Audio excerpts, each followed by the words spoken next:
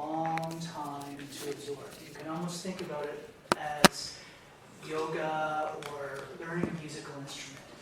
This may be the first time you're exposed to some of this material, and it can be overwhelming. So the goal today is not to become, when you walk out of here, an expert in study design for human research. That would be nice, but honestly, it's kind of a life study sort of framework for these, understanding these methods, understanding the strengths and limitations. When you look at the primary literature, which it sounds like you're going to do for your assignment, being able to use those tools and interpret a published paper. So be patient with yourself. We're going to introduce some of these contexts today. I teach a whole graduate course on this. You can do an entire master's and PhD on research methods in human health research. So there's a lot of stuff. It's complicated. Ahmed has me come to give this talk every year. I think because he believes it's important for you to have this material. I haven't been chased away yet. But it is complex, it's dry, it may be the driest lecture you're going to get in this course all year, but hang in there. I've done this for a few years. I'm going to try to make it interesting. We're going to have some examples, we'll have some discussion. We'll have a break. When 10% of the room falls asleep, I'll speed up and we'll end the lecture early. We have till 4 o'clock. I'll try not to use all the time, get you out of here a little bit early, but we'll touch on some of these issues. So the place I'd like to start is this kind of pop quiz. So, sometimes we have a show of hands, sometimes I skip over this. What's the most important section of a journal paper? So let's just, since we were doing group building activities earlier, let's have a show of hands. What's the most important section of a journal paper? Is it the introduction? Put your hand up. Is it the methods? Put your hand up. Oh, that's interesting. Is it the results? Okay. Is it the discussion? Okay, very interesting. Okay, so let's see how this goes today. Let's see if you're all on that same polling position after the talk's done. So we'll start with an example. So this is a paper that was published a few years ago. The date doesn't matter. We're focusing on methods. New methods are developed, but a lot of the core methods, especially the ones we're covering today, are fairly resilient and consistent over time. The basic structures, the basic frameworks, the tools really that you'll need, not only for this course, but going forward in time, have been relatively unchanged over the last several decades. It's almost like the laws of physics, right? Some of these things have been demonstrated and they've stood the test of time, and they're fairly constant in human research design. So this is a paper that was published a few years ago. Those of you that have worked in the pediatric nutrition area at all may recognize Michael Gorn's name. He's a fairly big fish in this area. And the title of the paper was High Fructose Corn Syrup and Diabetes Prevalence, a Global Perspective. So right off the bat, right, a couple of pretty big issues. Hi, good afternoon, guys. A couple of pretty big issues. We've got a diabetes pandemic on this planet. There's some evidence that incidence may be leveling off, but in fact prevalence continues to grow. There's going to be a new diabetes atlas from the IDF released in a couple of weeks, and the burden of diabetes and all its complications continues to grow around the world. So we've got a big clinical and public health and societal problem. We've got a potential cause, potential causal factor that's modifiable. High fructose corn syrup, which is used as a sweetener in the food supply. Right? So a couple of pretty big questions here. So you can think that this is an important question that's being addressed. In fact, the idea of sweeteners and sugar-sweetened beverages is on the radar screen enough of public health officials that in some countries we're seeing a sugar tax. Right? It's a way to address some of these issues for free sugars in the food supply and chronic disease. So what did they do? There's a couple of key words here. We have to sort of pay attention to some of these key words, and by the end of the talk, some of them will be clearer to you than others, hopefully.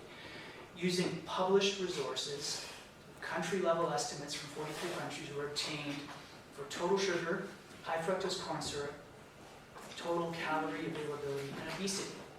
And then they used 2 separate prevalence estimates obtained for diabetes.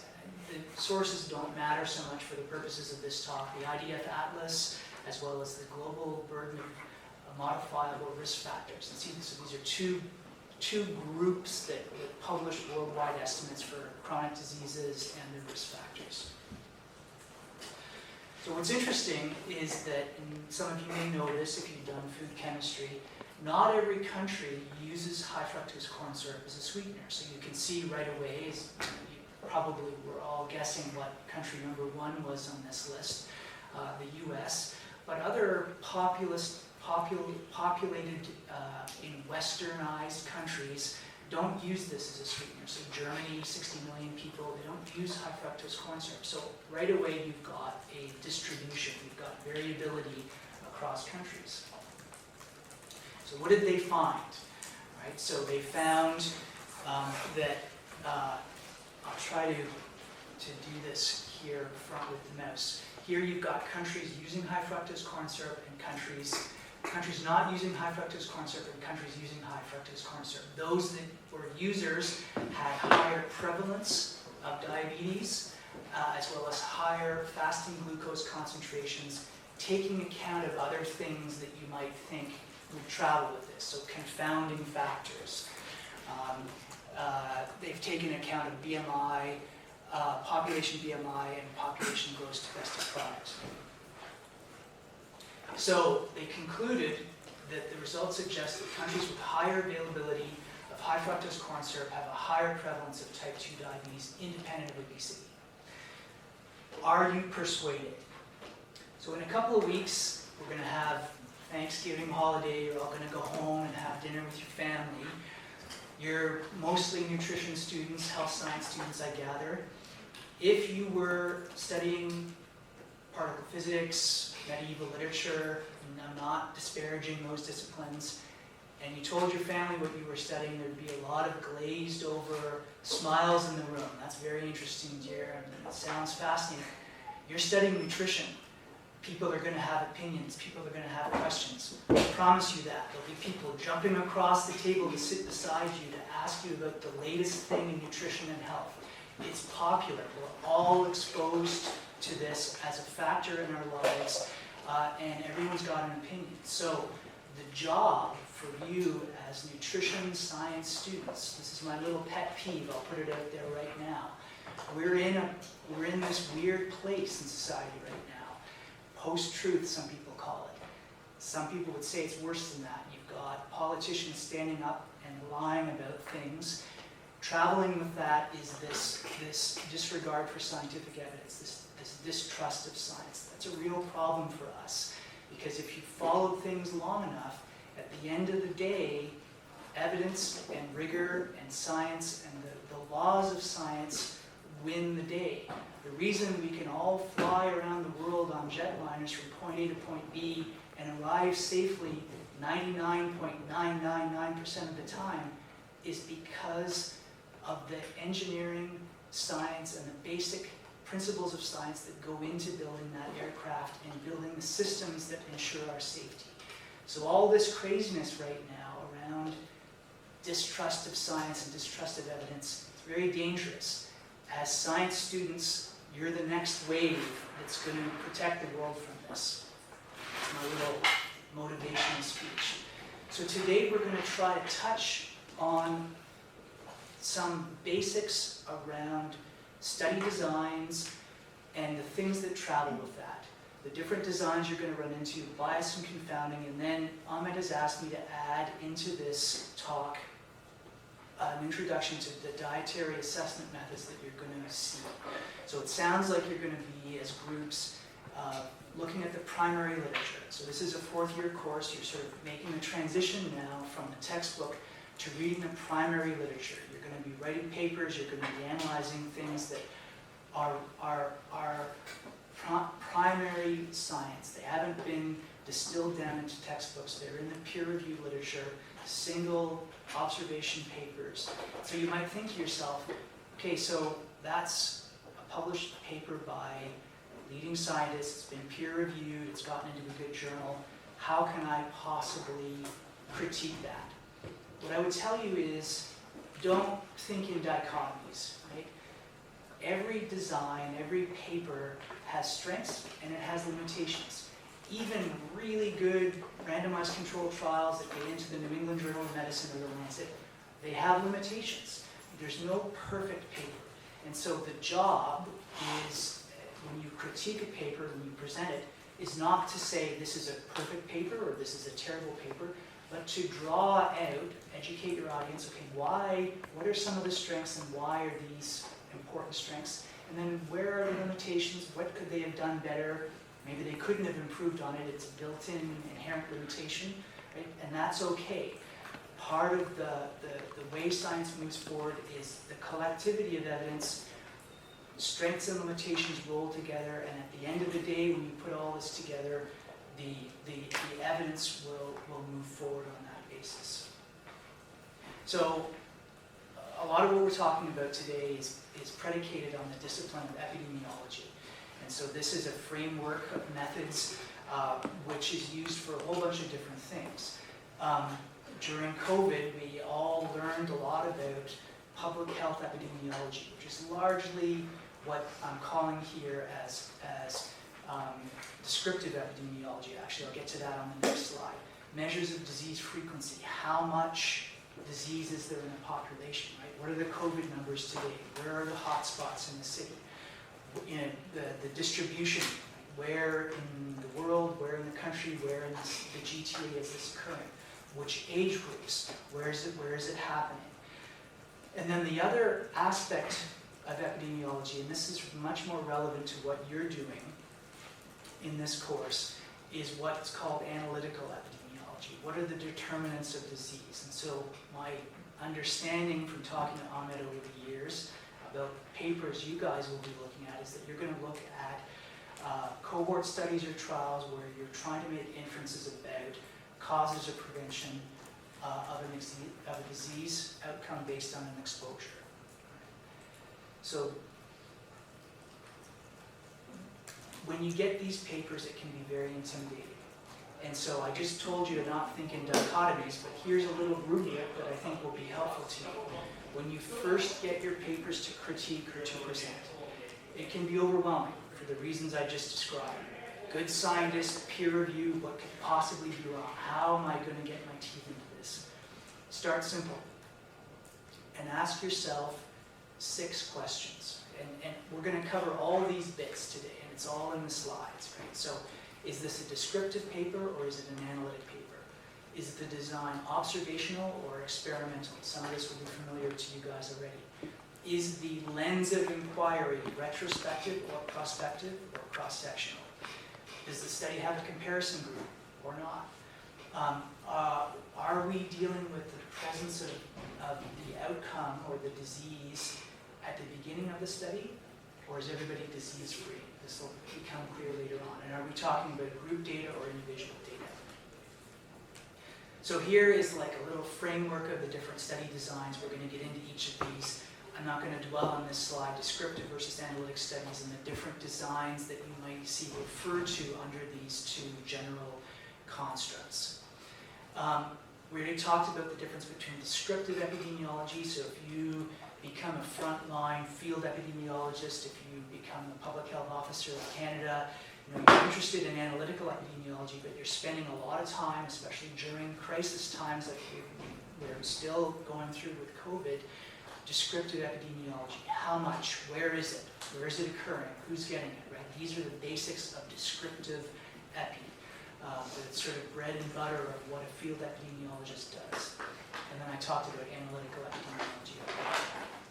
So a lot of the basics of descriptive epidemiology include a lot of the rates reporting that we saw during COVID, right? The daily case counts, the proportions of the population, the incidence rates, these kinds of things. But included in that are case reports and case series. And so I'm not going to spend any time on this today, but if you've got any friends, or colleagues, or relatives that are in medical school, often the first paper that a young medical student or nursing student or physician will write is a case report.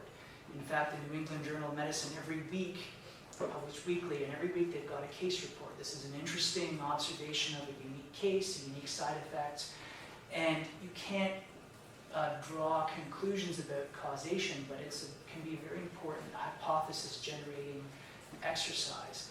In fact, the first recognition of the phenomenon of HIV/AIDS was a case report, actually a case series.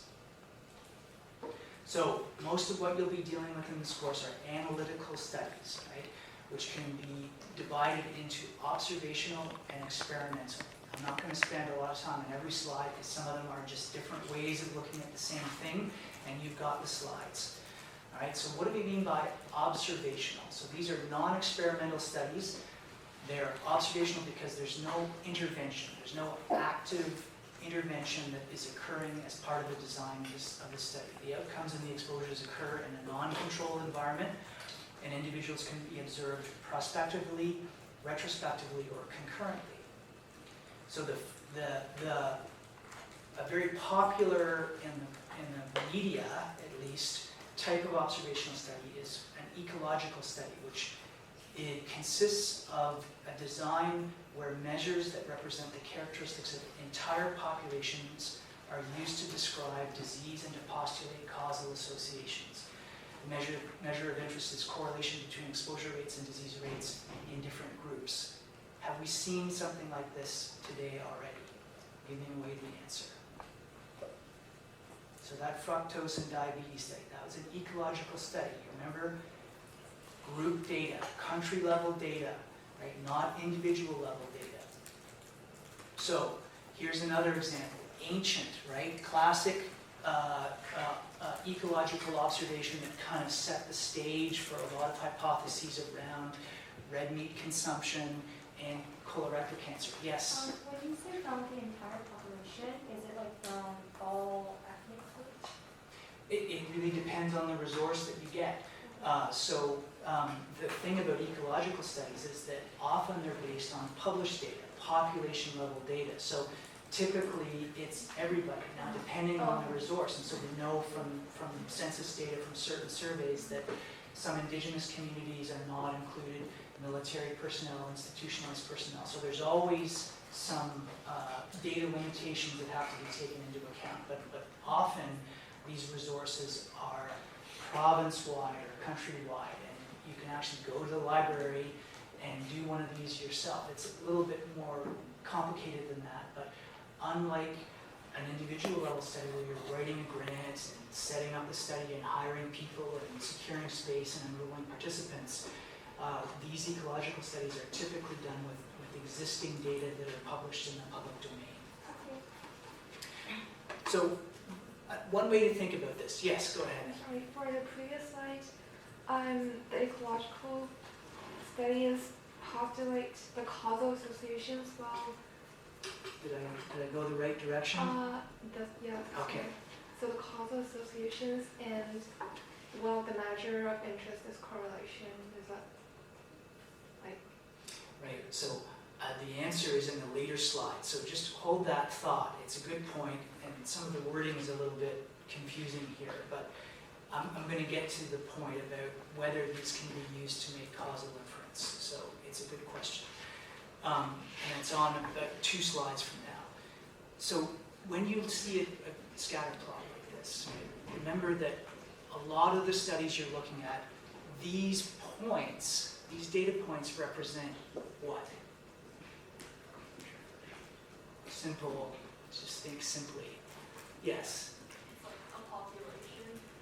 Here it's an entire population, that's right. So if you were looking at a randomized controlled trial or a cohort study, what would those points represent? Just like each country, like population. So take your head out of the ecologic study framework for a second. If we were looking at the results of the trial of statin and cholesterol lowering, yes? Would it be like control versus complement groups? So simpler, individual, right? So this may be, I may be presenting this in too simple a way, but it's always important to think about what it is you're looking at. These are countries, right? Country level averages based on country level data, whereas many of the studies you're probably going to look at in this course are going to be individual level. So we're going to get to your point in a second. Why do people do these kinds of studies? Well, they're relatively inexpensive to do, right? There's certain analytical advantages. The contrast in dietary intake are typically very large. The average diets for persons residing in the country are more stable over time than diets of individual persons in the country. And then the disease rates are based on very large numbers, so you've got a lot of precision. They're very stable estimates. But there's a lot of disadvantages, and your colleague here was alluding to this with your question. Because you're not looking at individual level data, there's a lot of potential red flags. You can't control for confounding factors. You get into that a little bit later in the talk. You're using average exposure over an entire population, not individual level exposure. So you can't make those links on the individual level.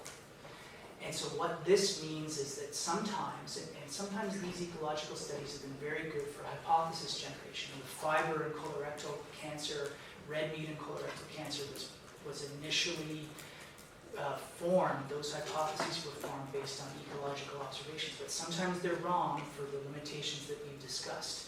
The patterns that are observed on the aggregate level are not observed on the individual level, and erroneous conclusions can be arrived at. This is what's sometimes called ecological fallacy.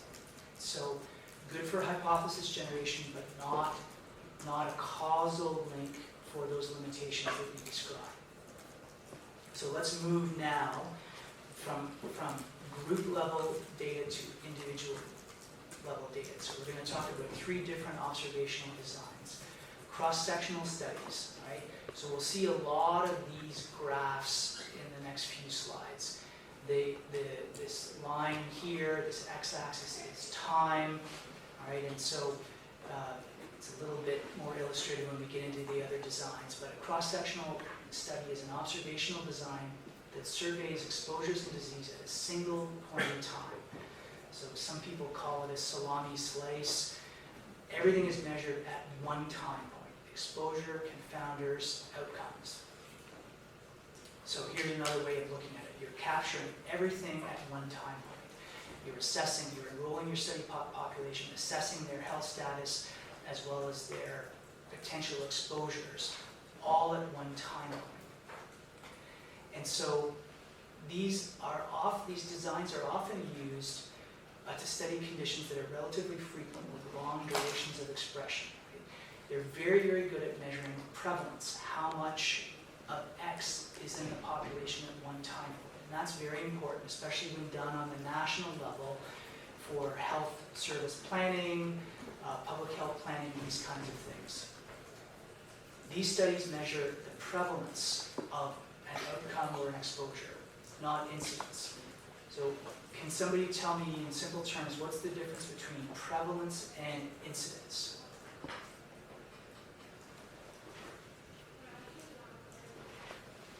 Let's start with the easy one, which is prevalence. Anybody? Yes? I would guess what the difference is. I think prevalence is how much already exists at this one time, and then incidence is how likely it is to occur. That was quite good, thank you. So prevalence is exactly as you described it. How much is there right now? Right? We're not asking the question of when it started or how long it's been there. How much is there right now? And for some things that's very important, right? If you want to know how much diabetes there is in the population right now, that has a whole bunch of implications for health planning and other resource planning, all sorts of things. Incidence is more complex. It asks the question of how much new disease is occurring in a population over a specified time period. So incidence is new disease over time. Prevalence is how much right now. Some great examples of cross-sectional surveys in the US. They have the NHANES surveys, and we've got something similar to NHANES in Canada. Does anyone know what that is? Has anyone heard of the Canadian? Yes. Like Canadian Community Health Survey? Very good, thank you. And there's a related one where they've taken biological samples, Canadian Health Measures Survey, and so these are national surveys that use sampling and weighting techniques to estimate, in the total population of Canada, in the case of CCHS, or NHANES in the case of the US, how much disease, how much smoking, etc. is there in the population right now. So from a causal perspective, and your colleague here in the front row is thinking, I think, importantly about this issue of, okay, how do we establish causation? This is the weakest design from the perspective of establishing causation. Okay? It's measuring prevalence, not incidence of disease. Prevalent cases are survivors, right? So you can't, for rapidly fatal diseases, for example, like pancreatic cancer, cross-sectional study is not a good way to establish how much, because many people, unfortunately, the 5-year survival rate for pancreatic cancer is very, very poor. You can't establish the temporal sequence. We don't know, for example, when the disease occurred and if the exposure that you're trying to understand, when it occurred in relation to disease onset. Here's a couple of examples. So this is, again, from the NHANES survey that we mentioned earlier, a couple of slides ago. So this is a slide showing the age and sex-specific prevalence of metabolic syndrome, which is this constellation of diabetes and heart disease risk factors by sex across age groups. This is a very good use of cross-sectional data. It's asking the question, how much metabolic syndrome is there right now? And this study was and these data were collected in the mid-1990s. Doesn't matter, prevalence of metabolic syndrome, if anything, has gotten worse. But they were able to conclude that we've got about 24% of the adult population with metabolic syndrome.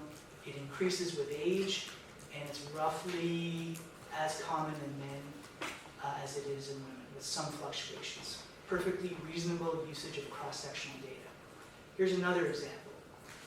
We're looking at serum micronutrients, beta-carotene and lycopene across categories of glycemic status, normal glucose tolerance, pre-diabetes, and diabetes. Would it be proper to conclude from these significant trend p-values that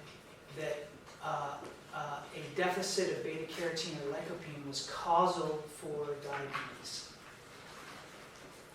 Would that be the right conclusion, knowing that these are cross-sectional data? Can you give me a hint why? You're right, but the why is important here. So we don't know when. Sorry, go ahead. I was going to say there's no temporal elements. Exactly. And so knowing what you know about type 2 diabetes, the problem with temporality here is that we don't know if this is the low micronutrient concentrations are an epiphenomena of having diabetes or whether they're causal. They may be, but this design can't answer that question. People with diabetes have a lot of inflammation, they have a lot of oxidative stress that could consume these micronutrients as a secondary consequence of diabetes. There's a lot of medications that people with diabetes are obliged to be on. And so for that reason, you could get a medication interference with these micronutrients. So this would be an improper way to use cross-sectional data. So cross-sectional studies, so that's, we're in individual level observational designs right now. We've talked about cross-sectional studies. We're going to talk now about case control studies. So this is another observational design typically using individual level data, so individual participants, comparing exposures in disease cases versus healthy controls from the same population. Exposures are collected retrospectively. We're going to look at the graph in a second. And it's the most feasible design where disease outcomes are rare. So just digest that for a second while we look at this. So the framework here is very important. You are enrolling people. So pretend you're running this study. You're enrolling people with disease and without disease. That's a very important point here. you're actually collecting a series of cases of the disease you're interested in studying. You may go and access a cancer registry or a clinic for the outcome that you're interested in, and you enroll all the cases of the disease you're interested in studying, plus a set of controls, usually similar from the same, what they call the same base population, so a comparable population to your cases. And then you ask retrospectively about households, contaminants like mold, diet, physical activity, a whole bunch of different things, occupational history. And then the comparisons are made on that basis. What the cases and the controls report differently in terms of their exposure history that's collected retrospectively. Why is this good for rare diseases? Sometimes this is easier to answer when we do the next section, but I'll see if there's anybody who's had this gestalt at this point. Maybe we'll get back to that when we look at cohorts, because it's a little bit easier when you think about this. So in the cancer world, there's another hint that we'll get back to. These are used very commonly. They're less expensive and less time-consuming compared to cohort studies. Overall, you need fewer subjects. For the math aficionados in the room, this is all about statistical efficiency and a better balance between your comparator groups. We can talk about that later. Very efficient for studying rare diseases. And once you've set up your case and your control set, you can ask a bunch of different questions. You can ask about diet, you can ask about physical activity, household exposures, occupational history, a whole bunch of different things that can be inquired about in your case and control set. But there are important limitations. Exposure measurements, importantly, are taken after the disease has occurred. We'll talk about bias in a minute, but this is very risky for certain kinds of biases that are important when you're interpreting the results. And then the disease status can influence the selection of subjects. We can talk about that in a second. Here's a famous example. So down the road at McMaster, there's a group led by Salim Youssef. You've probably all heard about him. I think he recently got the Order of Canada, who's probably Canada's leading sort of population health researcher. He sets up these incredible studies, multi-country studies. Initially, these were trials of testing cardiovascular medications in multiple settings, both the developed world and the developing world. He's now running a huge study called PURE, which is an observational study of cardiometabolic diseases in both developed and developing countries. So he's able to set up these massive studies. It's really very impressive. His papers are in very, very good journals. This is a study they did a few years ago. So as I say, he usually does cohort studies or randomized controlled trials, which we're talking about in a minute. This was a case control study called InterHeart. And so what they did is they enrolled all their kind of partners and friends from around the world, and they said, what we want you to do is go to your Emerge and your cardiac ICU, and we want you to enroll recent MI cases, people who have recently had a myocardial infarction. That's the case set. Remember that the enrollment in a case control study is partly you're going out and you're getting recent cases of the disease you're interested in studying. And then we want you to go out and get a matched set of controls. In fact, I can't remember what they did for matching here. It doesn't matter so much. Go get a control set, people who haven't had a recent heart attack, and that's the control set. And then they did a bunch of comparisons. I'll walk you through this. An odds ratio is one way that you can express a relative risk. So the risk of an outcome in an exposed versus in an exposed group. Odds ratios are typically used in case control studies. They come from logistic regression, sometimes Poisson regression. I'm not sure if you covered that in your stats courses. The little blocks, the little squares represent the point estimate, or the odds ratio, again, the measure of relative risk, and the little lines are the confidence intervals. In this case, 99% confidence intervals, which give you a sense of the precision of that estimate. We can talk about stats later if you're interested. Red represents women, the light blue represents men. So you can see right away that if people reported that they were current smokers, they had diabetes, if they had hypertension, if they had abdominal obesity, they were experiencing a higher score and an index of psychosocial stress, they were at increased risk for having had recent myocardial infarction. In contrast, if they were higher consumers of fruits and vegetables, they exercised more, they were moderate consumers of alcohol, and they had a higher ApoA1 to ApoB to ApoA1 ratio that was related to increased risk. So a lot of this, first of all, makes sense. It was established broadly in this huge case control study in multiple countries, right? We would expect, based on prior research, that people with diabetes are at higher risk of heart disease, smokers, right? Abdominal obesity. All of it makes sense. All of it is pretty reasonably measured in the context of a case control design where you're asking people who recently had a heart attack versus those that have not. So there's one thing in here, and I'll preface this by saying, by no means am I disparaging this study, because I think it was published in The Lancet. It's an outstanding study, but it provides a useful example for what we're talking about here from the perspective of methods.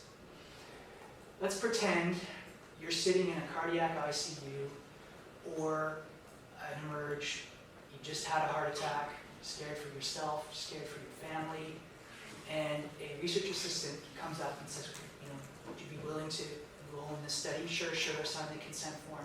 You go through all these questions and measures, and then you fill out a questionnaire about stress. Then that research assistant contacts some controls who are sitting on the couch, watching The Masked Singer or whatever, right, relaxing, and they administer the same psychosocial stress instrument. Is it possible, based on the two very different scenarios in which those people are answering that question, that the answers may be different? That's called a recall bias, where your disease state is possibly influencing how you're answering questions, right? For the vast majority of these exposures, that's probably not an issue.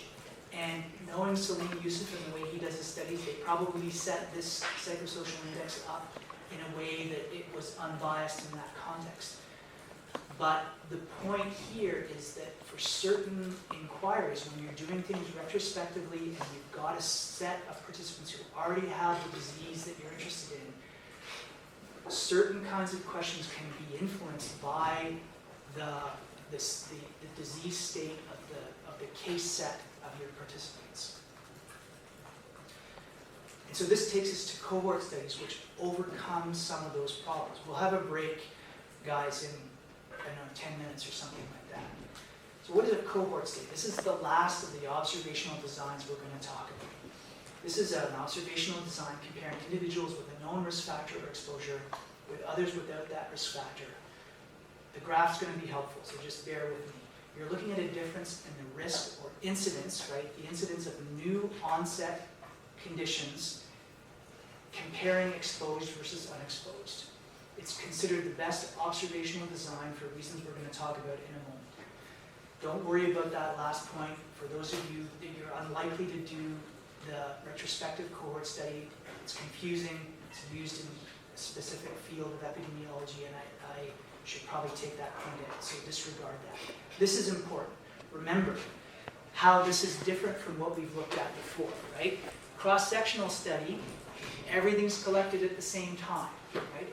Case control study, you're enrolling a set of people with a condition already and going out and getting a control set and comparing their exposure experience between the cases and controls. The beauty of a cohort study is that you're starting fresh, right? You enroll people in your study and you make sure that they're free of the outcome of interest that you're studying. So in my own work, type 2 diabetes, we bring people in and we do the definitive test, oral glucose tolerance test. You get a fasting blood sample, you drink this terrible stuff. I don't know if you're all too young to have probably endured an oral glucose tolerance test, but it's a standardized solution, very sweet, that, and then we take blood samples over the next 2 to 3 hours. Some of those time points allow us to categorize our participants based on prediabetes or diabetes, right?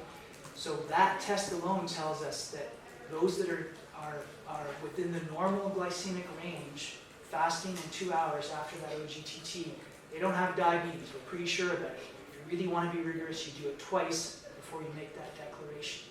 So you're starting with a group that doesn't have disease. You measure your various things that you're interested in studying, diet, physical activity, you take some blood samples to measure lipidomics, metabolomics, cholesterol, nutritional biomarkers, heavy metals, whatever, and then you wait and you bring them back. And eventually a subset of those folks will develop the outcome of interest and the majority will not. And so your comparisons then are based on the proportion who develop the disease and the proportion who don't, based on exposure experience. These graphs are a little oversimplistic in that, you know, we're kind of dichotomizing, but truthfully an exposure can occur on a continuous basis. Some exposures are naturally dichotomous, currently smoking or not, but many things we're interested in, especially in the realm of nutrition, exist on a continuous scale. Vitamin D concentration, we've got cut points, but you know, there's debate around that. Some of the more exploratory things, adiponectin, these adipokines that are of interest right now, they're more naturally studied on a continuous scale. So don't be hypnotized by this dichotomy. It's used as an illustration about the direction of the inquiry. So a number of real obvious strengths compared to what we've looked at before. You're selecting based on exposure status, not on disease status. So this idea of temporality, and you know that we're pretty certain it's harder for some things than others, and there's some maneuvers that are done analytically in cases where, okay, certain kinds of cancers are slowly evolving. Do you really know that your participants at baseline are free of cancer? It can be harder. I've got the advantage in diabetes of using the oral glucose tolerance test. You can study several outcomes for each exposure. I bet at least one of the groups will be looking at a study for your group work from one of the Harvard cohorts, the Nurses' Health Study 1 or 2, or the Physicians' Follow-Up Study. These are incredible cohorts, right? And they're big enough that you may also use UK Biobank or the EPIC cohorts. These are big cohort studies that are big enough to be powered from multiple outcomes: diabetes, cardiovascular disease, some of the more common cancers.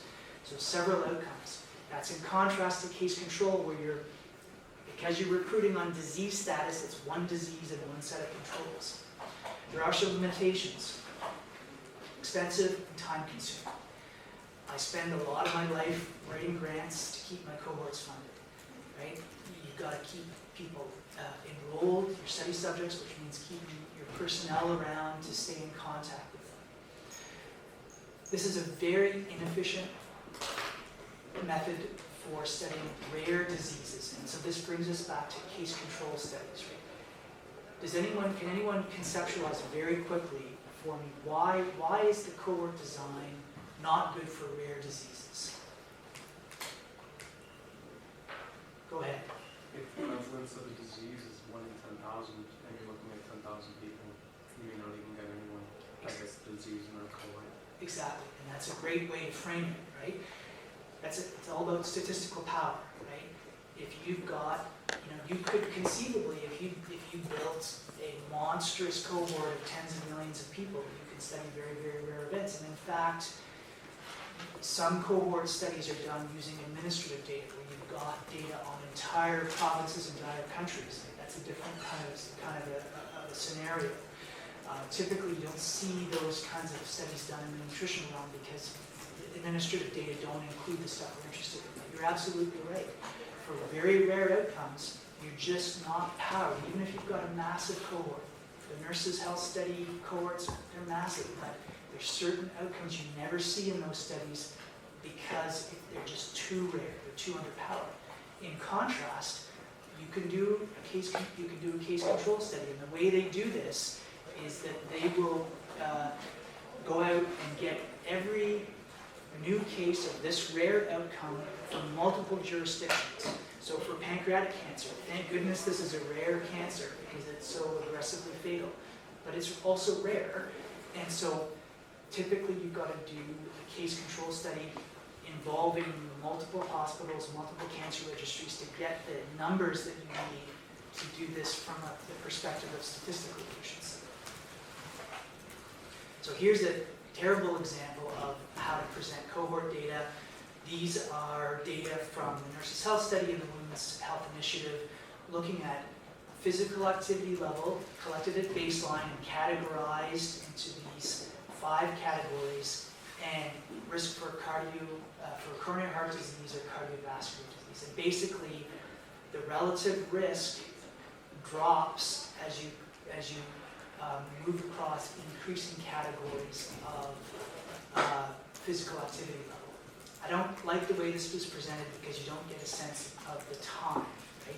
The beauty of a cohort study is that because you're following people over time, you've got the axis of time that allows you to sort of see when things occur, the inflection points, right? So here's another study that does this a little bit better. This is an association between diabetes and coronary heart disease in Aboriginal people in Australia. Again, sort of highlighting this issue that we're learning more and more that cardiometabolic conditions like diabetes actually impacting women more severely than they are for men. And there's a bunch of reasons that are being investigated about that right now. But you can see here, first of all, that if you don't have diabetes, you still have a risk over time for cardiovascular outcomes. But if you have diabetes, it's greatly exacerbated, especially among women compared to men. And this is being described in a number of jurisdictions. All right, here's a design that I put these slides back in. For years I didn't have them in, but the students said we need to learn about this design, so we're going to talk about it. So just bear with me. We'll have a break. We've got this section and then trials, and then we'll have a break. This is very important though, because I bet you at least one of the groups will use a nested case control design.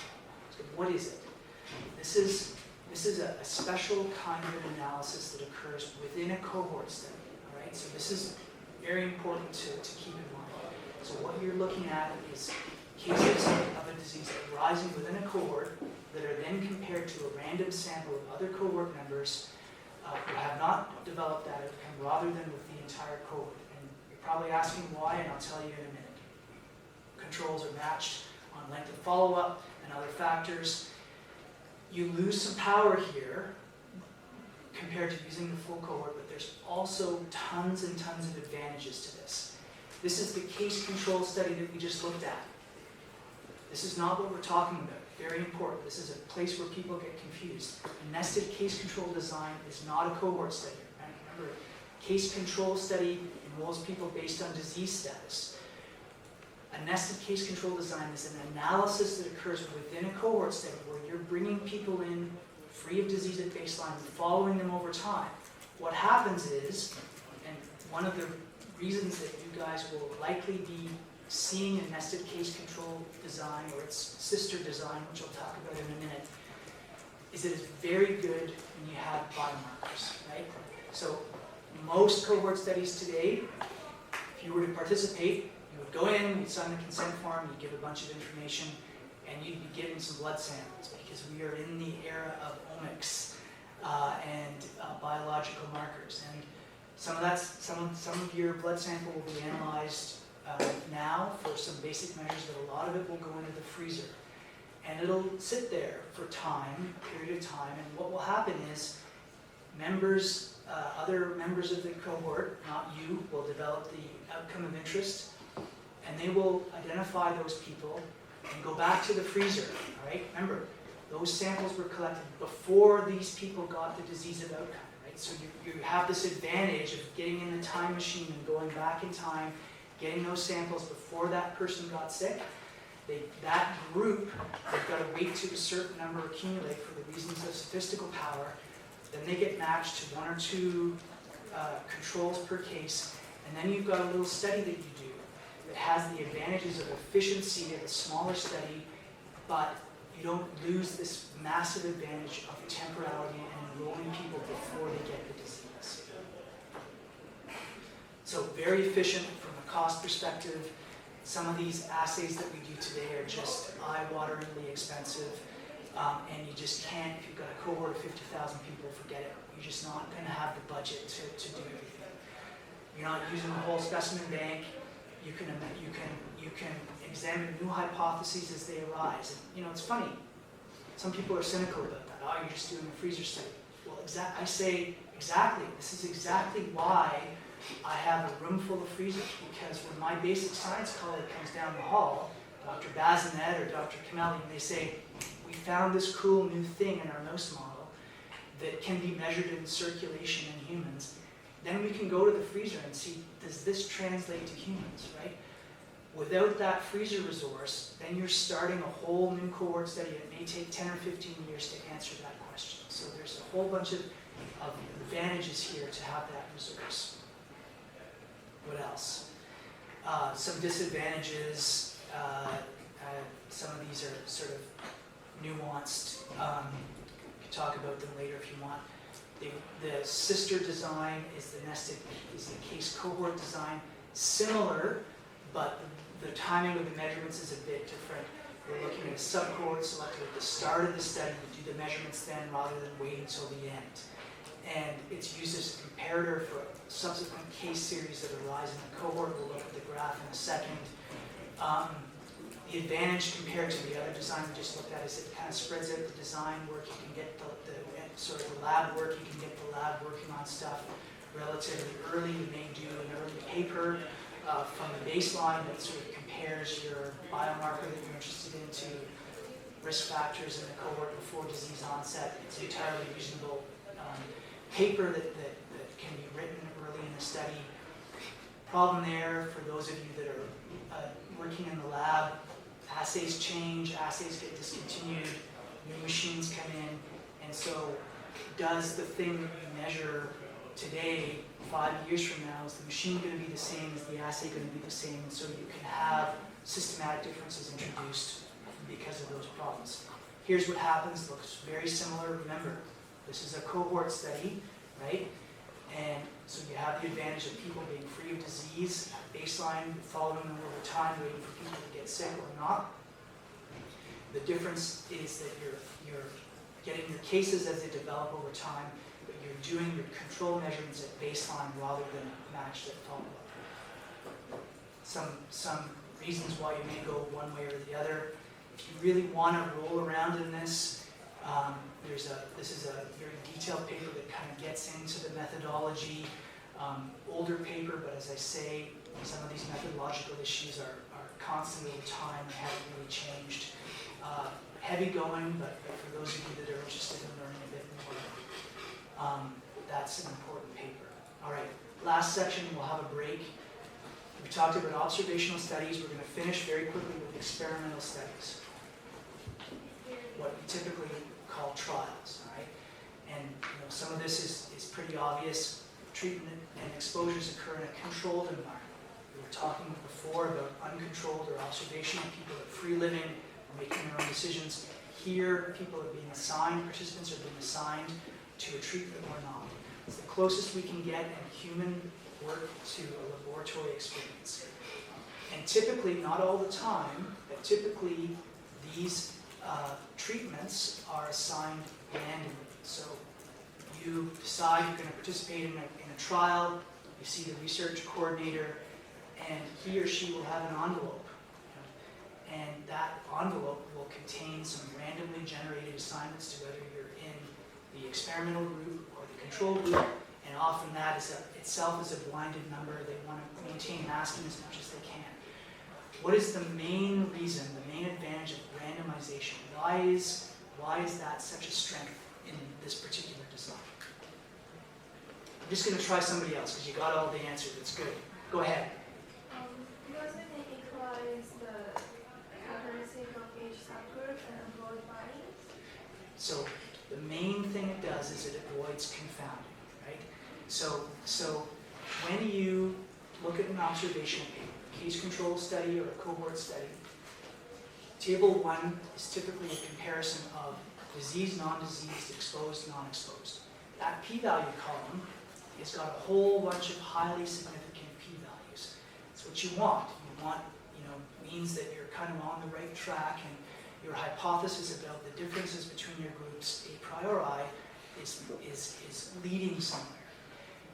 In contrast, when you open Table 1 of a randomized controlled trial, and the standard layout is intervention versus control, you'll see a whole bunch of non-significant p-values. That's good. That's what they want. That means that randomization has worked. That all the things that could be confounders, the process of randomization, the act of randomization, has distributed them equally between the intervention and the control group. Importantly, that's things we're thinking about. There are all these unmeasured confounders that we may or may not be aware of, or are not measuring, or are measuring poorly. Randomization will also work for those as well. So it's a very, very powerful tool in avoiding this problem of confounding. I do observational work. We control for things very carefully. We've got advanced statistics. But I can never completely get away from the potential of confounding, no matter how much statistical work we do. Randomization does that in a very powerful way. We talked about all this already. Looks like a cohort study. The difference is that randomization, right? People are assigned to the intervention or the control group. Considered the gold standard of research, and a lot of really good reasons for that. Okay? If somebody you care about is getting a drug to treat some terrible thing, you want the best evidence available, not only from safety, but from a perspective of efficacy to make sure that thing's going to work, right? A lot of clinical practice guidelines, a lot of policy is the heaviest weights are on trial evidence. The tricky bit in nutrition is that it's harder to do these in nutrition. There's a whole bunch of reasons I'm going to get into in a minute. I'll just show you one sort of shining example. This is the PrediMed trial. There have been subsequent papers that have come out, but this was the main primary results. It was published in the New England Journal a number of years ago. This was a trial that tested the Mediterranean diet versus a control diet, a conventional kind of a low-fat, cardiovascular, safe diet. And they randomized people to either this control group or to the Mediterranean diet, supplemented with extra virgin olive oil or nuts. And you can see that both of the Mediterranean diet groups did better than the control group. So this was kind of a rare example of a nutrition trial getting into a top-rated journal. So why is it so rare? Well, in nutrition it's very hard to do, right? And we're going to get into that in the next slide. The strengths, I did that, I just timed it here. Randomization is very powerful. Because you're controlling things, you can create a larger contrast. You can provide foods that you're trying to compare to your intervention and your control group. Dr. Jenkins does this all the time, right? So you have this, in some extreme cases, you may even bring people into a metabolic ward and control everything. So you can control these contrasts and exposure very, very rigorously. You can look at minor components of the diet, even encapsulate them in a pill. And because you're bringing people back frequently in a trial design, you have a better sense of latency than you do in other kinds of designs, because from the perspective of safety alone, people are coming back frequently.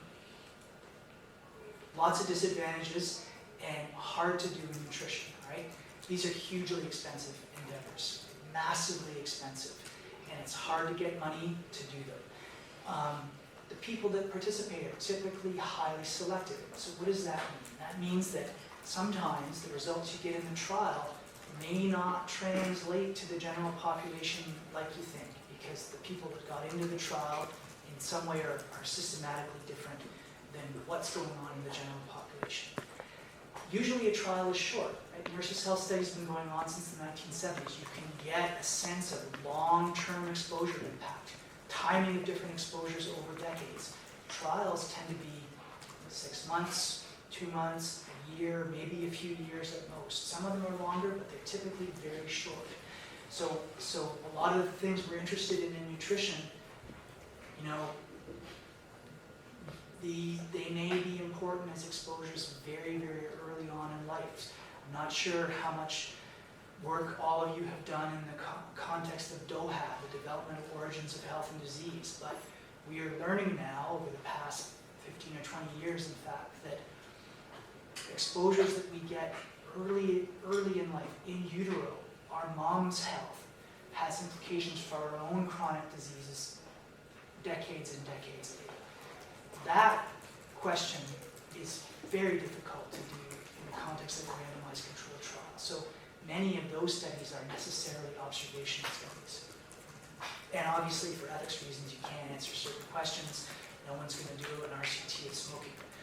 In nutrition, you know, lots of complications. And we spend time sitting on grant boards, and we agonize over these designs because they're hard to do, and yet the problems that people face are very important from the perspective of getting the right answer. Duration, we talked about. Compliance. If, you know, it's very difficult. If you're enrolled in a trial of a statin and myocardial infarction, the pill that you get, you're not going to be able to tell whether you're in the intervention or the control group. They work very hard to make that pill look and taste and feel and weigh the same between the intervention and the control group. If we're testing a whole food, or, you know, it can be very difficult to maintain that masking. Compliance, especially over a long period of time. If there's some extreme thing that people are doing, these extremely low carbohydrate diets, if you look at those studies that are compared head to head, compliance is very good early on for these very low carbohydrate diets, but they're hard to maintain, and the compliance drifts over time. You can get contamination, right? You can have a hypothesis, you randomize your participants, and then there's some news story about the thing you're studying, and everyone jumps on the bandwagon, including your control group. Your study's contaminated on that basis. And again, you've got these highly selected patients, right? Typically that means motivated, educated, they're going to do well, they're going to stick to protocol. But we have some of our colleagues in this department who work at an inner city hospital, Dr. Jenkins, Dr. Stephen Piper. They do trials at a St. Mike's. And often people are coming and enrolling in the trial because they don't have a family doctor. They don't have access to health care. That's an entirely different group. And often those folks don't meet the inclusion criteria because of poor access to health care and other social determinants of health. So lots of confounding sort of issues, right? So we're going to stop. We're going to have a break for 10 minutes. Think about these frameworks, right? A lot went by in this first hour and 10 minutes, but it's not going to distill in your brain overnight. Use these resources. Think. The papers that you read for your groups, you're going to have to read them more than once. Sometimes it can help. Sometimes you get your gestalt, your epiphany about the design after a couple of reads. But ask yourself basic questions. What's happening in the study? What's happening with time? What's happening with disease status? How are things being measured? When we come back, we'll talk about bias and confounding, and then a little bit about how we measure diet in human studies, and I hope to get you out of here by 3:30.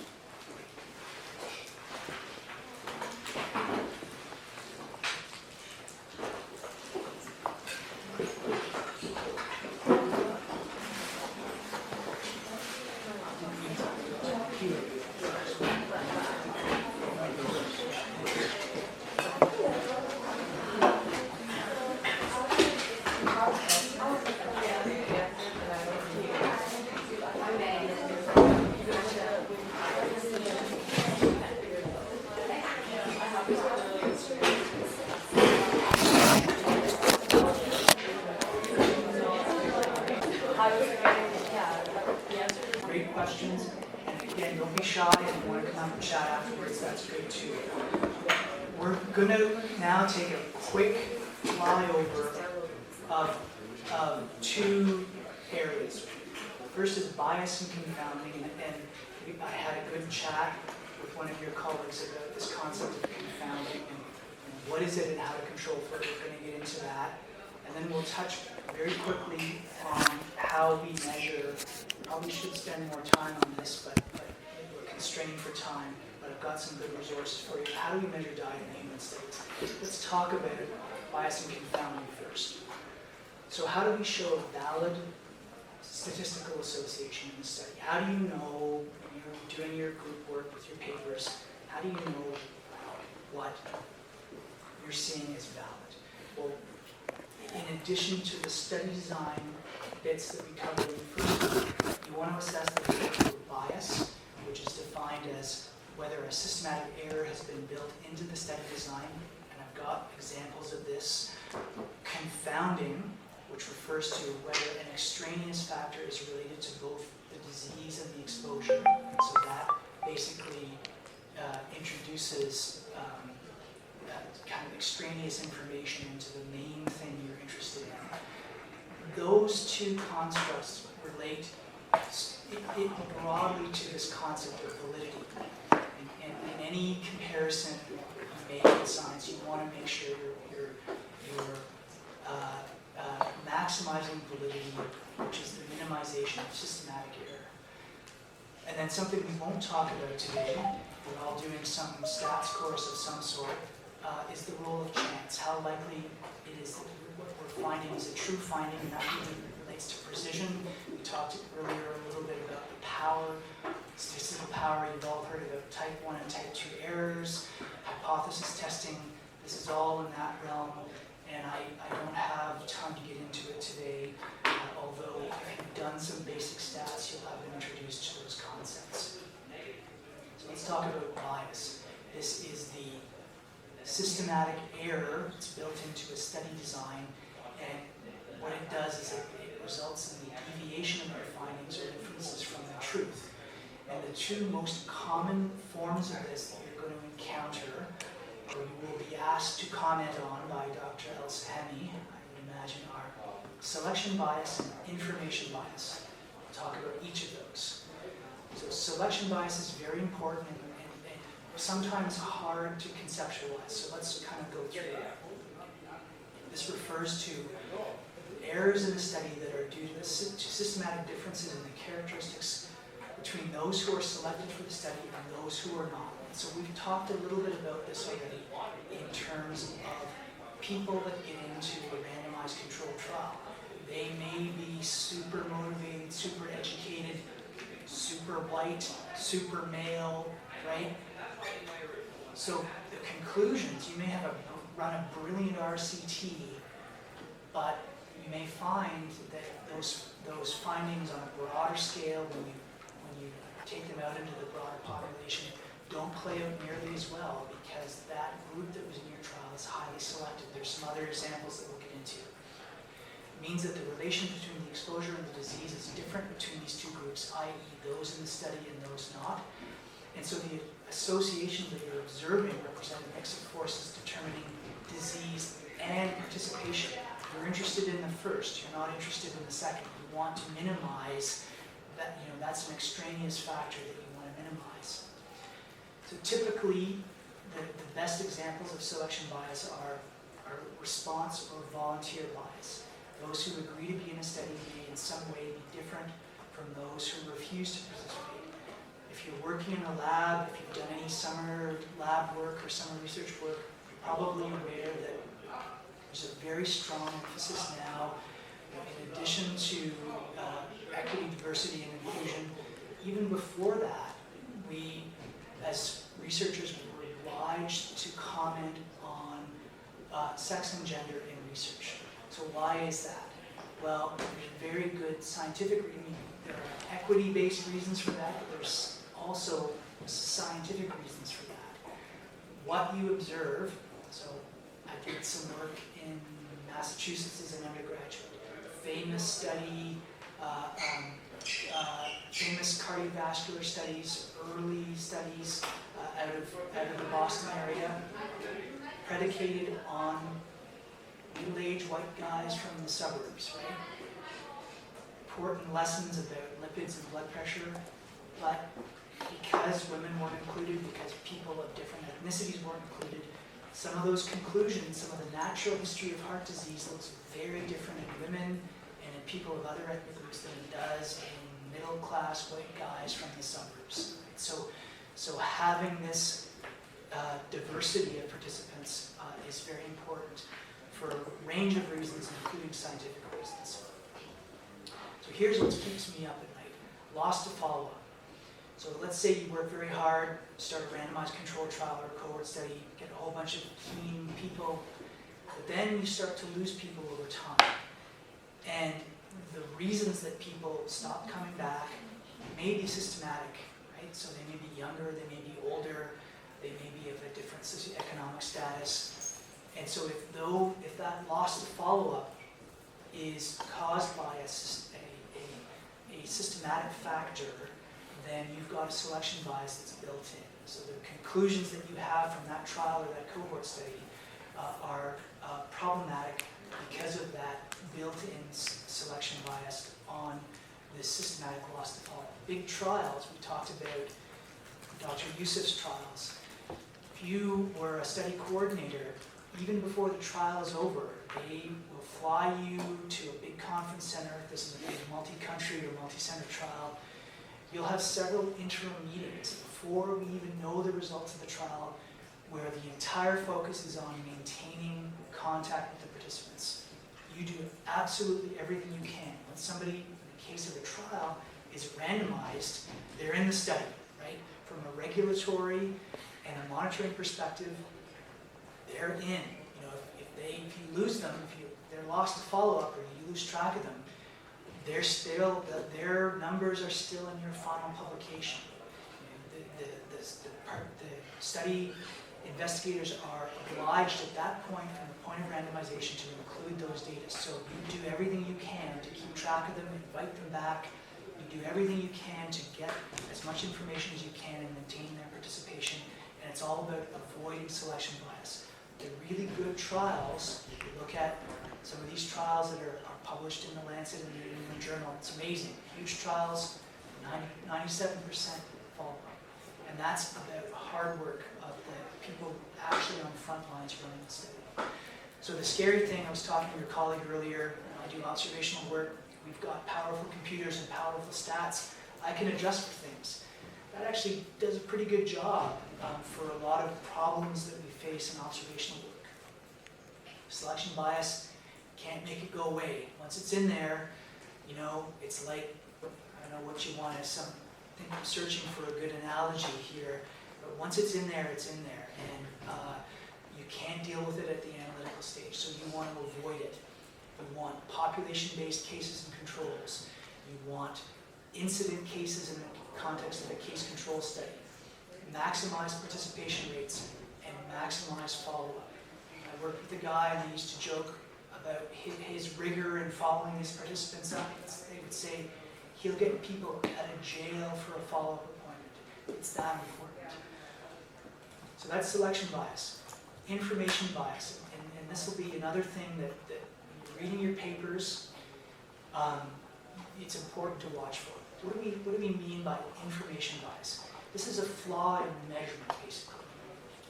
So some of you will go on to careers in science or be consumers of science. What does a scientist do? Like, what is the thing, if you were to talk to a 5-year-old? You know, what is it? It's the day-to-day stuff that you do. We measure things, right? We work very hard at trying to measure things with accuracy and precision. Information bias is the antithesis of that.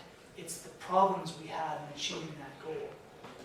Reduced information quality, or worse, different quality of information between comparison groups, between your cases and controls, between your exposure groups. Right? The way to think about this is as a white noise problem, right? Signal to noise. Any of you parents probably who are involved in ham radio, you want to maximize the signal and reduce the noise. That concept applies to measurement as well. So here's some examples of information bias. We talked about recall bias. The way people answer certain kinds of questions may be different depending on the scenario that they're in. The obvious example of recall bias is a systematic bias. You're asking somebody about stress, if they've just had a heart attack and they're being going down to the cath lab to figure out what's going on with their coronary arteries, they may answer a stress inventory a little bit different from somebody sitting at home on the couch, right? That's a recall bias. Interviewer bias. You go into the hospital, and if the interviewer knows the status based on disease or exposure, you try to keep the mask, but sometimes that's not possible. They may subconsciously administer the questionnaire or the test differently between exposure or disease groups. And you work very hard in training your study staff to avoid that possibility. In nutrition, we have a special problem that also applies to certain fields like physical activity and other sort of behavioral type fields. Misclassification. This is really the white noise problem. Measuring diet is hard. I've got the last bit of the talk. We're going to talk very quickly about this. But if you think about this, this is something that we do, everybody does every day, and yet it's a hard thing to measure properly. Think back to yesterday. If you were obliged on the spot here to give a precise answer about everything that you consumed, the time, the volume, the preparation method, you may not remember, you may not know if you didn't make it yourself. What was the volume of that thing you got from Starbucks? Very hard to do with accuracy and precision. Those errors are the white noise of our measurement. And so why is that a problem? Well, the more noise you have, that noise dilutes things. Most importantly, it dilutes your measures of association. So we looked at odds ratios earlier, we looked at relative risks. If the real relative risk between consumption of trans fat and cardiovascular disease is 5, if you measure things poorly, that is going to be diluted. That white noise erodes the quality of your measure, and so it may be eroded down to a non-detectable level. So it's a problem. We work very, very hard to measure things with valid, reproducible instruments. We'll talk a little bit about that in the next section. If you've got people doing stuff, people interacting with participants, measuring participants, training, standardization when it's possible, blinding to disease or exposure status, because you don't want any of those factors coming into the quality of your measure. All right, confounding, we talked about bias. Confounding is slightly different. Confounding is an apparent association or lack between a disease and an exposure that's actually caused by a third factor not taken into account. This is a situation that you don't want, right? A confounder is a variable that's associated with the exposure, and independent of that exposure is a risk factor for the disease, but it's not an intermediate variable. It's not on the pathway. It's a bit abstract. We can talk about that later. Classic example, alcohol consumption and lung cancer. Many populations, smoking is a huge confounder. Alcohol consumption and smoking, maybe less so today, but certainly back in the day, those two were correlated. So if you weren't taking smoking into account, if you were studying alcohol consumption and lung cancer, that would have been a heavily confounded association. Parity and Down syndrome, confounded by maternal age. Right? So sometimes you see these sort of triangular diagrams where you've got the exposure and the outcome, and then the confounder is here. You want to make sure that the thing that is you're studying, and that potential confounders have been taken into account. These are easy. In the nutrition field, it's quite complicated because a lot of things maybe sit on the pathway, so it is dietary fat risk factor for diabetes, or is that working entirely through obesity? Do you adjust for obesity or not? Is it on the pathway? These are complicated things. I chatted with your colleague at the break. As you're reading these papers, you may not come to a definitive answer, but look what they said. What did they adjust for? Are you happy with that? Importantly, how did they measure those things? If BMI is an important confounder, was it directly measured? Was it self-reported? If total energy intake is an important confounder, how was that measured? So it's not only the what, but the how. How do we control for confounding? Another of your colleagues and I were talking about this earlier. Well, randomization, if you're doing a trial and the randomization works, then you've got a beautiful solution.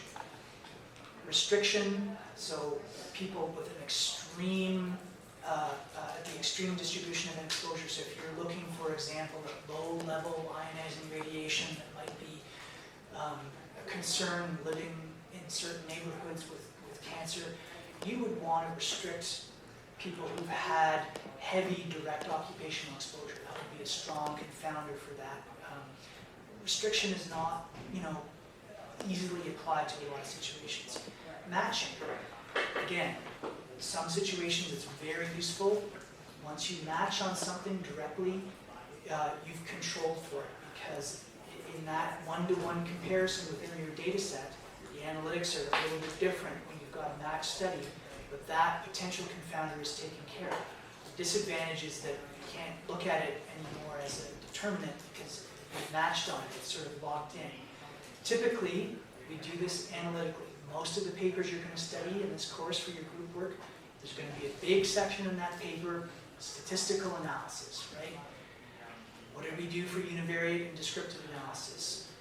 Bivariate correlations and heat maps. And then importantly, if it's an observational study, there will be some multivariate, Cox regression, Poisson, logistic regression, mixed methods or GEE if it's a longitudinal study.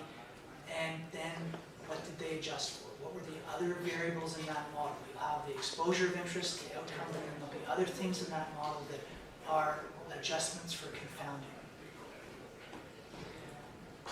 Important for this course, so the two things that I worry about most for the students in this course, the two takeaways are the nested case control design and understanding what really goes on in that design, because you're going to run into it, and also this concept of effect modification and interaction and how it's different from confounding. So let's focus on the latter. Effect modification and interaction are different from confounding. Very important. What do we mean by that? This is a concept that refers to this idea that there may be differences in the effect of an exposure on a disease according to the level of the third factor. It could be greater, could be less. In the context of this course, what's the obvious thing that comes to your mind? Yes, please. Exactly. Dr. El-Sahami's life work, right? This is what he's interested in. This is what his students are interested in. A classic paper that his group wrote in JAMA on caffeine and cardiovascular disease. Vastly different depending on whether you're a quick metabolizer or a slow metabolizer. That's not confounding. That's effect modification and interaction, right? An important biological observation based on the level of the third factor. I'll show you some other examples. Work we did a few years ago using one of the IRIS cohort studies. VAT is visceral adipose tissue measured using CT, so it's that part of our adipose tissue depot that's metabolically more active, typically in a detrimental way, as opposed to subcutaneous adipose tissue, which is the safe place to store your adipose tissue. We found that overall, when we combine men and women in the cohort, the models are not so important, but those are different levels of adjustment. If you had higher levels of visceral adipose tissue, you had a higher odds of getting type 2 diabetes. When we ran the effect modification interaction, the effect was much more powerful in women than it was for men. So as you get that accumulation of visceral fat, more detrimental in women compared to men in this cohort. That's an effect modification. You don't want to adjust that away. That's not confounding. That's an important thing to study and to understand, because it gives you increased granularity in what's happening. So here's a little kind of comparison. Confounding built into the study. It can result in a distortion, and you want to get rid of that extraneous pathway through adjustment, randomization, etc. Interaction, in contrast, is part of the natural world. It's a thing that we want to understand and want to measure it properly. It increases our knowledge of the phenomenon under study.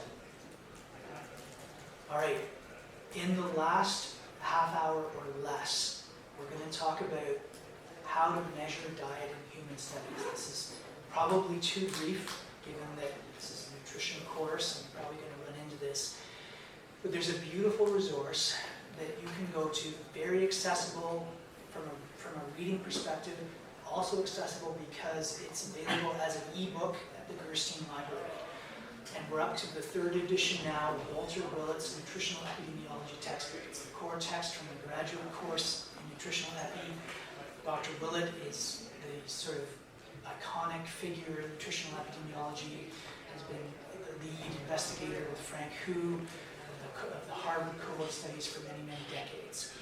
And this book, really, there's probably 2 or 3 chapters. If your study uses a food frequency questionnaire, there's 2 relevant chapters. If your study uses biomarkers, there's 1 relevant chapter. So you don't have to read the whole thing. I'm not even suggesting you read it, but as you go forward beyond this lecture today, there's stuff that you'll run into later in your life. So I view my job today is to provide you with knowledge and resources rather than, black and white answers. So in your papers, you're going to run into 4 basic ways that diet gets measured in human studies: 24-hour recalls, food records, food frequency questionnaires, and biomarkers. So we'll start with 24-hour recalls. So this is, has anyone done a 24-hour recall either as a researcher or as a participant? All right, so this is basically an interview, right? We can do this, typically it's an interview. We now have computerized interfaces that do this, but in its fundamental form, it is an interview in which I would sit down with a study participant and I would ask, in a very systematic way, I'd go through the day, usually yesterday, starting first thing in the morning, what happened from a nutritional perspective. What time did you get up? Did you have coffee? What did you have for breakfast? Any snacks for lunch? What did you have for lunch? How were things prepared? What was the volume? What was the preparation method? What was the brand? And you record all this information in a very careful, systematic way for a single 24-hour period. Interviewer training is super important because you don't want to probe too much. You don't want to the point of leading, but you have to draw out the complete information. You might be surprised. You're all nutrition students, so you've got good granularity on what you're doing with your own nutrition, but you would be surprised if you go home and ask a friend or a relative what happened yesterday. I don't really remember, right? I'm missing, there's big blanks in the recollection. Here's just an example of the form we use in one of my studies. It's an interview, so you've got this sort of blank slate. You're recording the time, type of food, method of preparation, and then in terms of amounts, there's all sorts of cool little tools you can use. Measuring cups and spoons, food models. These are basically rubber models that have a weight or a volume on the back, and so people can tell you, well, I had peas, but I had half of that or twice that volume of peas, and they allow you to record a volume. You can do them on the telephone. There's computerized methods that are available now, and some innovative work in Canada, particularly out of Laval University, as well as Guelph and Waterloo, innovating this 24-hour recall approach. Food record happens a little bit differently. If any of you have volunteered with the St. Mike's group with Dr. Jenkins, they use food records a lot. This is almost like a homework assignment where you enroll in one of Dr. Jenkins' studies, you will very likely be obliged to keep a food record. There's different, very good reasons for that. This is a detailed listing of all foods and drinks consumed by an individual over 1 or more days. Typically, you're asked to do 3 to 7 days. Sometimes you're sent home with a scale, you're sent home with a book. You're given strict instructions about how to do this. And starting tomorrow morning, you're recording everything and sometimes weighing it in a very detailed way. You bring those back to your next appointment, you sit down with a dietitian, and they will help you fill in any missing information. Again, the instrument's not complicated because it's a free-form kind of a thing. A lot of really important strengths to these two approaches for recording diet. For a 24-hour recall, you can interview somebody who may not have a tremendous level of literacy. Often the 24-hour recall technique is used in developing countries and populations with low literacy because you've got a highly trained interviewer collecting this information. Because it happens retrospectively, it's less likely to alter diet, whereas if you're going home and doing a food record, you may be paying a little bit more attention to what you're consuming because it's being written down and it's going to be scrutinized by somebody.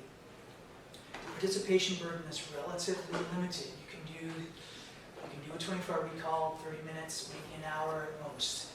Food records, on the other hand, there's no requirement for memory. In contrast to a 24-hour recall, you have to make sure you're drawing out all that information, using landmarks in the day, going to work, did you have coffee in the car, etc. Food records, if they're done properly, people are doing this concurrently, and there's no reliance on memory. You're also getting a direct measure rather than an estimation. You have to show the rubber peas, right? Somebody is actually putting the food on a scale and giving you a direct measure. Both of these techniques are based on actual intake. If they're done properly, you're getting a very good picture about what happened that day or those days in terms of nutrient intake, macronutrients, individual foods. They're open-ended. So in contrast to food frequency questionnaires, which we're going to talk about in a minute, anything goes on. You may have gone and had, you may have gone to a food truck. You may have gone and had, food in a restaurant where the foods are not included on a food frequency questionnaire. It all gets included because it's completely open-ended, as you saw from those forms. Very good for monitoring change in randomized controlled trials, monitoring compliance. This is why Dr. Jenkins uses them.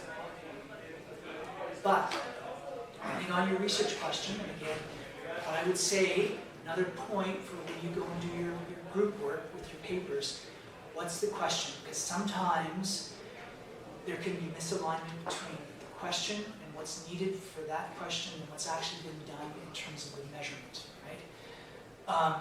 Limitations, we talked about those.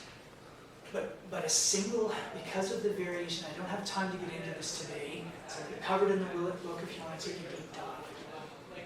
Human diets are variable. So what you consume over weeks or months is going to vary in terms of not only the foods and the food patterns, but also the macro and micronutrients. Some foods and nutrients are highly variable, vitamin A. Some foods and nutrients that are common across multiple foods, less so. But if you just collect a few days, you're not getting a capture of usual diet, which etiologically is typically what we want. If we're concerned about someone's heart disease risk 10 years from now, getting 1 day of a 24-hour recall today, that's not going to help us, right? You want to get a sense of usual diet over a longer period of time. That's probably, if there is a nutritional role, it's probably usual diet over a long period of time. To get that properly with these methods, you need multiple days. And there's some formulae and some studies that have been done actually that can give you a picture of how many days you actually need for specific foods and nutrients to get a sense of usual diet within an acceptable level of error. There was an amazing study. My colleague that I used to teach with in the graduate course loved to present the study, the Beltsville study. The USDA office in Beltsville, Maryland, they enrolled about 50 people, and they did a food record every day for 365 days. I mean, amazing exercise, right? And so they were able, with incredible granularity, to actually ask the question, how variable are human diets? You're already thinking of limitations, right? It's a pretty motivated group given where they're working, but still, it was a wonderful proof of concept that sort of illustrated how variable human diets are and what it really takes to get a sense of usual diet. So, with those limitations in mind, a lot of studies use food frequency questionnaires. So Ahmed doesn't do this anymore, but if this was 10 years ago or maybe 15 years ago, you as students in this course would have been invited to participate in one of his cohort studies. He did a study for many years in which he enrolled young people, tried to get an understanding of the interaction of genes and dietary intake on various intermediate cardiovascular traits. The Toronto Diet and Health Study, I believe it was called. And you can go and look at the publications. I don't think he's enrolling for that study anymore, but you would have filled out a food frequency questionnaire, you would have given initially a blood sample, then a buccal swab to get some genetic markers, and you would have been contributing to the research enterprise of that study. Why was a food frequency questionnaire used and not some of these other methods? Well, so what is it, first of all? In contrast to an interview or a homework assignment where you're recording stuff, an FFQ is a questionnaire. Usually they're quite lengthy. They contain the good ones, the full diet ones that have been validated are usually over 100 items, quite lengthy compared to a lot of questionnaires we fill out. And the aim is to capture over a period of time, 6 months to a year usually, what's the usual dietary intake, what are the usual eating habits. These can be interviewer administered, typically they're self-administered, and because they are done that way and because they can be now optically scanned rather than being data entered by a data entry clerk, they're much less expensive than doing enough records or recalls to get a sense of usual diet. There are limitations, but they have been shown to give, in the context of a cohort study analysis, they allow you to rank your participants in terms of where they are in the distribution of intake of a food pattern, food group, food or nutrient, and make inferences about whether that ranking is informative for disease risk. Low cost to administer and analyze, gives you a sense of relative intakes. Problem is that there's a lot of potential measurement error here. There's a lot of noise. Estimating, just if you think about it for a second, estimating your usual intake of anything, apples, chicken, soy beverages, over a window of time is cognitively relatively challenging. You all are perhaps best suited to do that because you're smart, young nutrition students, but you can imagine in other settings, it's a cognitively challenging exercise. The estimates of portion size can be very, very difficult. We try to do it, but it is a challenging exercise. Really we use these for purpose of estimating diet-disease relationships. They're not good for things like absolute intake. So if you're asking the question, what is the intake of vitamin C in the general population of Canada, FFQ is not a good instrument for that given these limitations. You probably want to use CCHS or CHMS data to estimate that over a large population. How do you know what you're using is good? And this is a hint. I don't know if Ahmed will go here, but one question you may get during your presentation is, okay, so they measured diet using an FFQ. What's the backstory here? Was it validated? You can typically in the paper, you'll see some comment about that. This was validated against multiple 24-hour recalls in a subset. Go take a look at that paper, right? That's where you're going to get the extra points, right? Did they validate for the thing that is being studied as the primary exposure in this particular cohort study? Sometimes the validation is on nutrients, whereas the question in the paper that you're doing for your group may be on a food group. That's not a direct validation. You may get a validation for energy and micronutrients, but not for the food or the food group. So watch for that. Reproducibility, on the other hand, is the ability to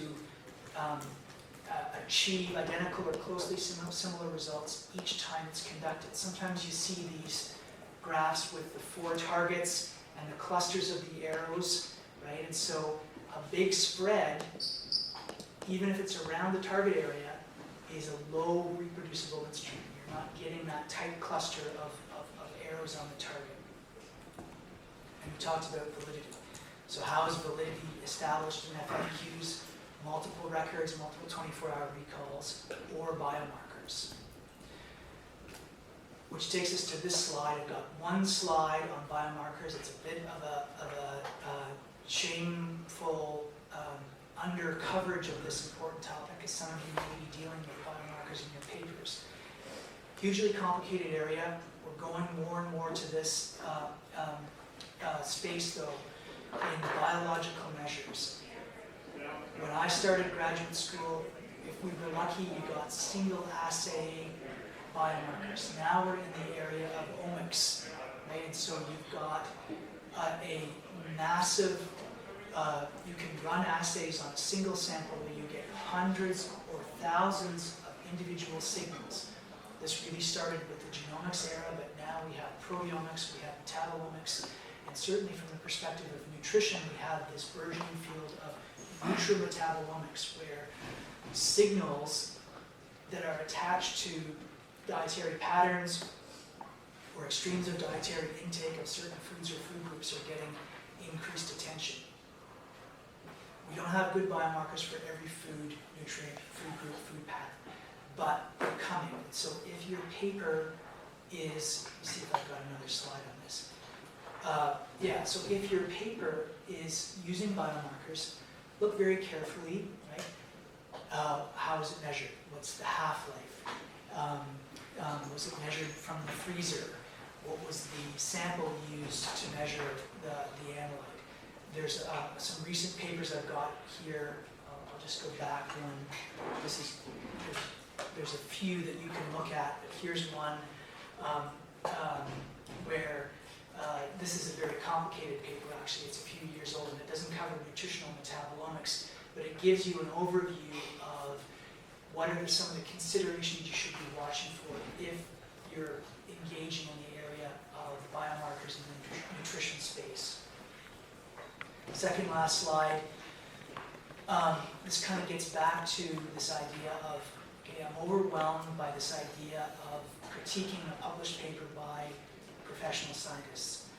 There's some good tools out there, right? So a lot of these are initiatives that have been around for a few years now that are about transparency in reporting. So STROBE is an acronym for Strengthening the Reporting of Observational Studies in Epidemiology. And that website has a bunch of checklists that are actually quite useful, that can be like little menus that you can use. You can have the thing open beside you as you read your paper. And they provide little cues to things to watch for in the way that the paper you're presenting or you're critiquing has been reported, right? Adequacy of reporting on exposure, on outcome, on randomization, on representativeness of the population, analytical issues like missing data, loss to follow-up, many things you would have thought of, but it walks you through these in a systematic way. STROBE has a bunch of sub-publications that are more targeted at specific areas of research. There's one for nutritional epidemiology, there's one for molecular epidemiology, there's one for cancer. So there's the parent document, and then there's all these sub-papers you can look at. Consort does the same thing for randomized controlled trials. And then finally, there's a brand new paper that just came out this year from some people here in Canada at the Public Health Agency of Canada, Health Canada, and the University of Ottawa, called NewQuest, which basically is a tool for assessing the quality of evidence. Some of you have heard of GRADE, some of you have heard of these exercises where we try to assign a quality score to an individual paper, usually in the context of a meta-analysis or a systematic review. Many of these tools are harsh when you apply them to nutrition studies, because there's certain things that are just methodologically more challenging, like blinding, in nutrition studies compared to, say, a randomized controlled trial of a statin drug. So we've seen more recent efforts now to add more granularity to the actual methodological issues around measuring nutrition directly. And NewQuest does that. Again, this paper is mostly about assigning risk of bias and quality scoring, but a lot of the frameworks, the things to look for, the issues that you may want to be on the lookout for as you're reading a paper are covered in this document. Okay, so that is it. A lot of stuff in like 2 hours. It takes a long time to learn these concepts. I'm still learning, right? Reading a paper from a good group in a good journal, it takes a while to feel comfortable in navigating all that material. This was a first look, maybe not a first look for some of you, but you know, I hope it's useful for you. A lot of this stuff, the gestalts, will happen later in your life, either by returning to these notes or other courses that you'll take. But they're nonetheless very important, right? Give it a try. It can be intimidating, but it sounds like you're obliged to do that for your group work. When you look at these papers, use some of these tools, some of these lenses to evaluate the work. Don't think in black and white. There's no perfect paper, there's no terrible paper. It's areas of grayscale, and the trick is to not sort of assign, you know, medals, but to understand how things have happened, the relative strengths and limitations, how things might be improved in the next iteration, and those are, you know, that's really the importance of some of these skills. So I'll stop there and I'll hang around if anyone wants to chat or have